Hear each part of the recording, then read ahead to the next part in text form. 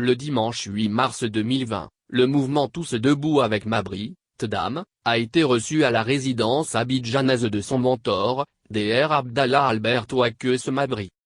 Conduit par le coordonnateur national Félicien Afissi, la forte délégation de ce mouvement était composée des membres du bureau exécutif national, des coordonnateurs régionaux, du cabinet politique du premier responsable ainsi que du bureau des femmes de Tdam, à savoir '. 1 million de femmes debout avec Mabry '. Cette rencontre a été l'occasion pour le coordonnateur national de présenter officiellement le mouvement au président de l'UTSI, en lui réaffirmant son attachement et sa volonté de tout mettre en œuvre en vue de le voir accéder à la magistrature suprême au soir du 31 octobre 2020. À la suite de la présentation des responsables du mouvement Tous debout avec Mabry, le vice-coordonnateur Dr Bamba a fait le point de l'implantation de ce mouvement à travers le pays.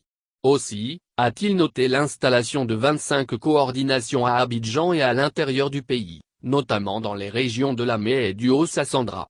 Il a dit poursuivre le processus d'implantation jusqu'à atteindre les 175 coordinations prévues.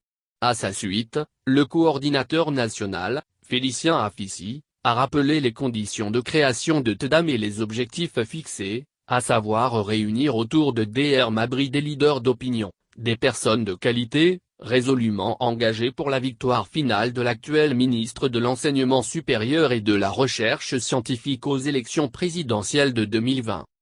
Prenant la parole à son tour, Dr Abdallah Albert Ouaques Mabry, qui avait à ses côtés son épouse Solange Mabry, a félicité d'entrée de jeu le mouvement de soutien à sa candidature pour la mobilisation exceptionnelle. Par la suite, il a donné des orientations à ses filleuls afin qu'ils soient constamment sur le terrain. Le temps qui reste jusqu'aux élections présidentielles de 2020 est court, a-t-il insisté. C'est pourquoi, le président Mabry a rappelé aux militants la nécessité de s'inscrire sur les listes électorales, d'obtenir les cartes nationales d'identité.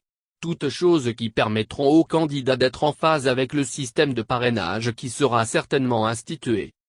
Le moins qu'on puisse dire, c'est que le ministre Mabry, présenté comme une alternative crédible pour la Côte d'Ivoire, et ses partisans affûtent minutieusement leur arme pour la conquête du pouvoir d'État en 2020.